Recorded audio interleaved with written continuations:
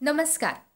आज आपण चिटणीसाची कार्यपद्धती इयत्ता 12वी यातील प्रकरण 9 भागपेढी पद्धतीची कार्यपद्धती अभ्यासणार आहोत. पहा समोर दिसते भागपेढी पद्धतीची कार्यपद्धती म्हणजे काय. आता तुम्हाला माहिती आहे भागपेढी पद्धत म्हणजे काय की भौतिक स्वरूपातील जे भाग प्रमाणपत्र आहे किंवा भाग खरेदी विक्रीची प्रक्रिया आहे ती इलेक्ट्रॉनिक स्वरूपात करणे म्हणजेच काय भागपेढी पद्धती. आता याच्यामध्ये 4 लोक सगळ्यात जास्त महत्त्वाची असतात. आता हे जे भागपेढीचे काम आहे ते काम करणारी जी 4 लोक आहेत ती सगळ्यात जास्त महत्त्वाची आहेत. त्यातला पहिला म्हणजे स्वतः डिपॉझिटरी भागपेढी. दुसरा डिपॉझिटरी पार्टिसिपेंट, बरोबर. तिसरा बीओ म्हणजे जो गुंतवणूकदार आहे, जो प्रतिभूती खरेदी करतोय किंवा प्रतिभूती विकतोय.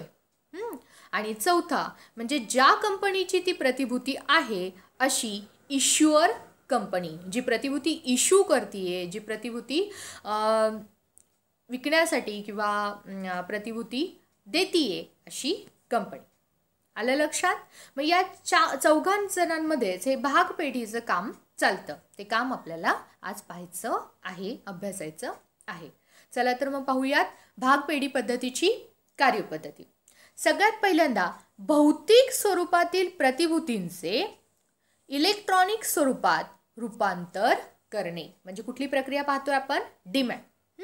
आता नेहमी तुम्हाला प्रश्न पडत असेल की भौतिक स्वरूपातले कागद आपण आपल्या भागपेढीकडे पाठवतो, डिपॉझिटरीकडे पाठवतो, कसं काय ते इलेक्ट्रॉनिक स्वरूपात जात असतील आणि ते कसं काय काम करत असतील किंवा एका भागधारकाचे भाग दुसऱ्या भागधारकाच्या डीमॅट खात्यामध्ये कसे जमा होत असतील, प्रश्न पडतो की नाही. आज त्या सगळ्या प्रश्नांची उत्तरं तुम्हाला मिळणार आहे. पहा समोर तुम्हाला टोटल 7 पॉईंट दिसत आहेत. हे 7 पॉईंट नसून 7 पायऱ्या आहेत. काय आहेत? पायऱ्या. स्टेप बाय स्टेप भागपेढी पद्धतीची कामं चालतात. आता पहिली स्टेप कुठली आहे? गुंतवणूकदार. सुरुवात कुणापासून होते? जो प्रतिभूती खरेदी करतोय किंवा विकतोय असा गुंतवणूकदार. जो प्रतिभूती खरेदी करण्यासाठी त्यामध्ये पैसे गुंतवणार आहे तो गुंतवणूकदार. मग हा गुंतवणूकदार काय करतो?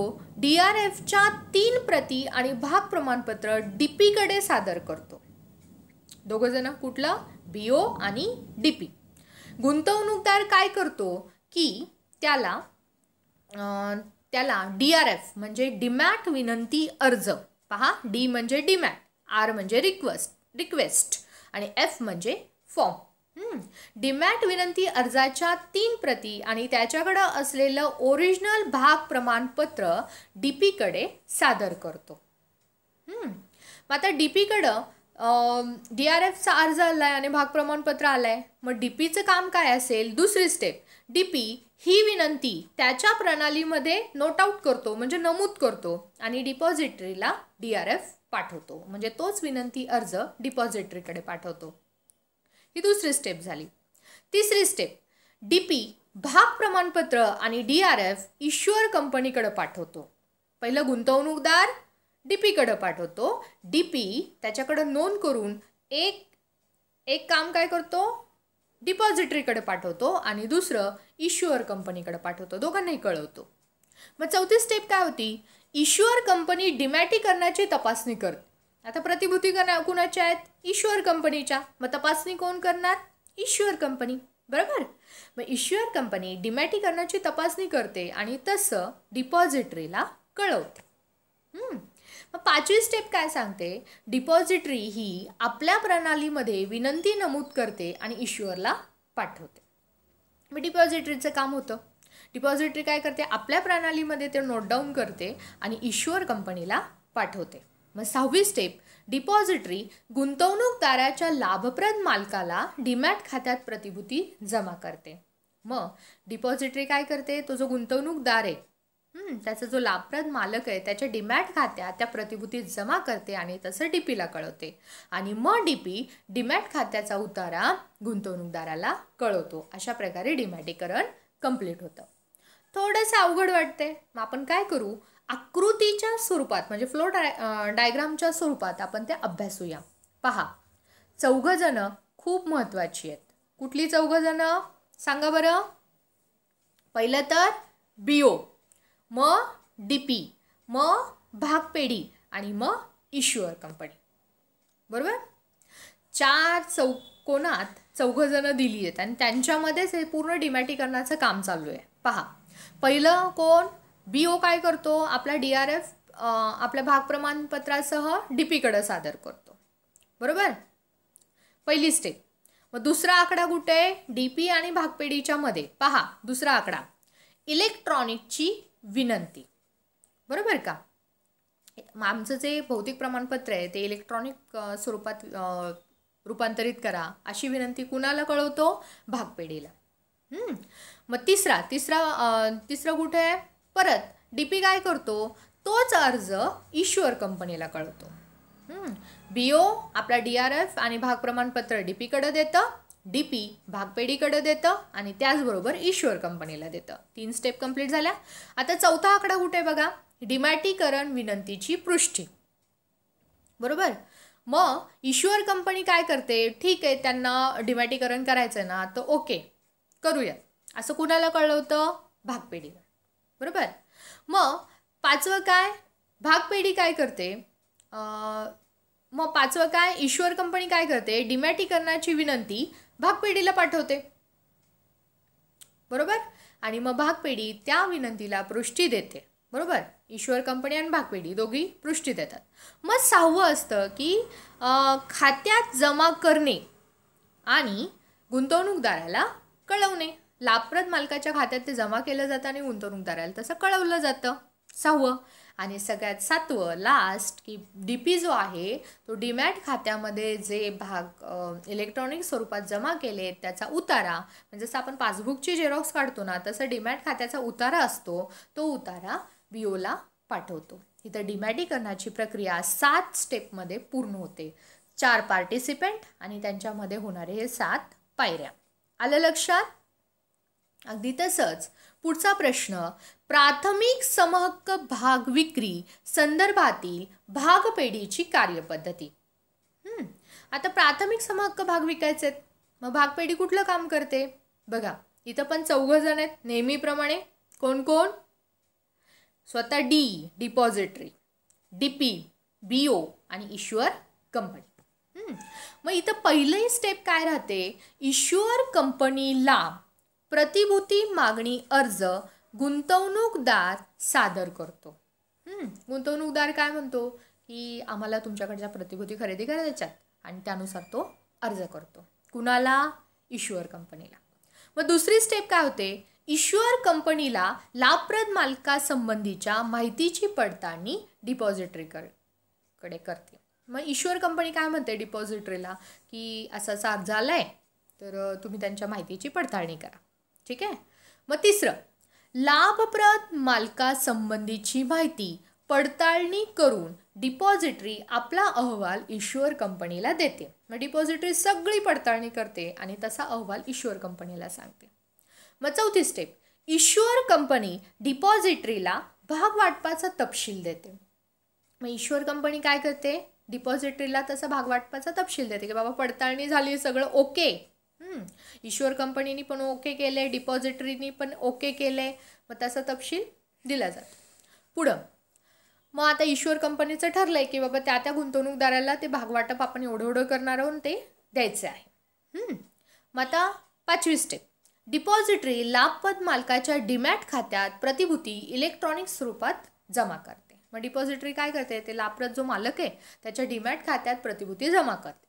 मग डिपॉझिटरी लाभप्रद मालकाच्या डीमॅट खात्यात प्रतिभूती जमा करण्याची माहिती DPला कळवते आणि तसा उतारा DP लाभप्रद गुंतवणूकदाराला देते. आता त्याचाही एक फ्लो चार्ट तुमच्या समोर आहे. बघा, टोटल किती स्टेप आहेत? 7 स्टेप आहेत. 4 जण कोण कोण आहेत? नेहमीप्रमाणे D म्हणजे depository, DP, BO, issuer company. आकडा 1, BO काय करतो? भाग वाटपासाठी अर्ज कंपनीकडे सादर करतो. मग कंपनी काय करते? डिपॉझिटरीला डिपॉझिटरीला म्हणते त्यांची पडताळणी करा, BOची पडताळणी. मग डिपॉझिटरी पडताळणी करते आणि तिसऱ्या स्टेपला पडताळणी अहवाल इश्युअर कंपनीला देते. मग इश्युअर कंपनी चौथ्या स्टेपला भाग वाटपाचा तपशील डिपॉझिटरीला देते, बरोबर. मग डिपॉझिटरी पाचव्या स्टेपला काय करते, बीओच्या डीमॅट खात्यात जमा करते. त्याचबरोबर बीओच्या डीमॅट खात्यात प्रतिभूती जमा केल्या की 6वं डीपीला बीओच्या खात्यात भाग जमा करायला सांगते. मग डीपी डीमॅट खात्याचा उतारा देते. अशा प्रकारे इथं 7 स्टेपमध्ये आपल्याला प्राथमिक समहक्क भागांच्या विक्री संबंधातील कार्यपद्धती समजते. आता पुढचं पाहूयात, भागपेढी पद्धतीतील इलेक्ट्रॉनिक डीमॅट भागांचे हस्तांतरण. आता कसं हस्तांतरण होत असेल सांगा बरं. अगदी सोपं आहे. भाग विक्री करायची आहे त्या संदर्भात किंवा भाग खरेदी करायची आहे त्या संदर्भात. हस्तांतरण कधी होतं भागांचं? 2च गोष्टीमध्ये, जेव्हा विक्री केली जाते आणि जेव्हा खरेदी केली जाते, बरोबर. मग आता बघूयात भागपेढी पद्धतीमधील इलेक्ट्रॉनिक डीमॅट भागांचं हस्तांतरण कसं होतं. पहा समोर, भाग विक्री संदर्भात जो हस्तांतरक आहे तो DIS भाग विक्रीची संपूर्ण माहिती डीपीला कळवतो. DTS मध्ये विकावयाच्या भागासंबंधीच्या माहितीवर तो सही करतो. प्रतिभूतींची विक्री होते आणि व्यवहाराच्या शेवटी डीमॅट खात्यातून प्रतिभूती खर्ची टाकल्या जातात. अगदी जसं तुमचं खातं आहे, बरोबर. तुम्ही चेक दिलाय, तुमच्या खात्यातून तेवढे पैसे वजा होतात आणि ज्याला चेक दिलाय त्याच्या खात्यात तेवढे पैसे जमा होतात. अगदी तसाच हा व्यवहार इथं होतो. भाग हस्तांतरण हे 2 प्रकारे होतं, एक ऑफ मार्केट ट्रेड आणि दुसरं मार्केट ट्रेड. बघा, ऑफ मार्केट ट्रेड म्हणजे काय? असे व्यवहार जे दोघांच्या परस्पर संमतीने होतात, परंतु यात भाग दलाल, भाग बाजार, भाग समाशोधन गृह अशी मध्यस्थी नसते. उदाहरणार्थ काय? कायदेशीर हस्तांतरण म्हणजे वारसाच्या नावावर होणं, भेट, एखाद्याला भेट दिली तुमच्या नावावरून त्यांच्या नावावर होणं, ग्राहक, उपदलाल यांच्यातील प्रतिभूतींचे स्थलांतर आणि नोंद नसलेल्या प्रतिभूतींचे व्यवहार असे ऑफ मार्केट ट्रेडद्वारे ते होतात. पहा त्याची पद्धती. ऑफ मार्केट ट्रेडमध्ये 2च आहे, एक खरेदीदार आणि एक विक्रेता आहे. खरेदीदाराची डीपी क्रमांक 2 आणि विक्रेत्याची डीपी क्रमांक 1. विक्रेता डीपी 1ला सांगतो, डिपॉझिटरी डीपी 1ला सांगते. त्यानुसार विक्रेत्याच्या खात्यातून खरेदीदाराच्या खात्यावर ते हस्तांतरित केलं जातं. डिपॉझिटरी डीपी 2ला सांगते, डीपी 2 खरेदीदाराला सांगतो आणि ते हस्तांतरण होतं. आलं लक्षात? ऑफ मार्केट ट्रेड इथं 2च व्यक्ती आहेत, विक्रेता, खरेदीदार. खरेदीदाराचा डीपी, विक्रेत्याचा डीपी, ते दोन्ही डिपॉझिटरीला कळवतात आणि हा व्यवहार इथं पूर्ण होतो. प्रक्रिया पहा. हस्तांतरण म्हणजे विक्रेता डीपीला हस्तांतरणाची सूचना देतो, म्हणजे खरेदीदाराच्या खात्याची माहिती डीपीला देतो. डीपी डिपॉझिटरीच्या पुष्टीनंतर प्रतिभूती खरेदीदाराच्या म्हणजे हस्तांतरितीच्या खात्यामध्ये जमा करते आणि खरेदीदार विक्रेत्याला थेट पैसे देतो. ऑफलाईन. आता मार्केट ट्रेड पहा. शोधन संस्थेद्वारे जे व्यवहार पूर्ण केले जातात त्यांना मार्केट ट्रेड असे म्हणतात. शोधन संस्था. शोधन संस्था म्हणजे काय? Payment gateway. त्याच्याद्वारे जे व्यवहार पूर्ण केले जातात. आता ऑफलाईनमध्ये काय होतं? डायरेक्टली पैसे दिले जातात, घेतले जातात आणि व्यवहार पूर्ण केला जातो. पण शोधन संस्थेमध्ये बरेच लोक असतात. पहा फ्लोचार्ट तुम्हाला दिसतोय. एक विक्रेता, दुसरा खरेदीदार, विक्रेत्याचा दलाल, खरेदीदाराचा दलाल, डीपी क्रमांक 1, डीपी क्रमांक 2 आणि त्यानंतर तिसरा आले प्रतिभूती शोधन कक्ष संस्था आणि डिपॉझिट. मग आता यांची कार्यपद्धती कशी चालते पहा. हस्तांतरक हस्तांतरणाची सूचना डीपीला देतो, तर हस्तांतरकाच्या खात्यातून प्रतिभूती हस्तांतरक दलालाच्या खात्यात जमा केल्या जातात. हस्तांतरक दलालाच्या खात्यातून भाग बाजाराच्या शोधन कक्षाच्या खात्यात वितरण सूचनेनुसार प्रतिभूती जमा केल्या जातात. तिसरं, निधी देय दिवस प्रतिभूती शोधन कक्षाच्या खात्यातून खरेदीदाराच्या दलालाच्या प्रतिभूती खात्यात जमा होतात. त्यानंतर डिपॉझिटरीच्या मान्यतेनुसार प्रतिभूती खरेदीदाराच्या खात्यात जमा होतात. हे होतं ऑनलाईन मार्केट ट्रेड. आणि त्यानंतर जेव्हा आपण भाग खरेदी करतो तेव्हा भाग खरेदीदार हस्तांतरी आपल्या डीपीला खरेदी केलेल्या भागांचा तपशील कळवतो डिपॉझिटरी योग्य कार्यवाहीनंतर डीपीला भाग हस्तांतरीच्या खात्यात भाग जमा करण्यास सांगतो. डीपी गुंतवणूकदाराच्या खात्यात भाग खरेदी विक्रीच्या पुस्तकी नोंदी पूर्ण करतो. आलं लक्षात? ही होती भागपेढीची कार्यपद्धती. आजच्यासाठी एवढंच. धन्यवाद.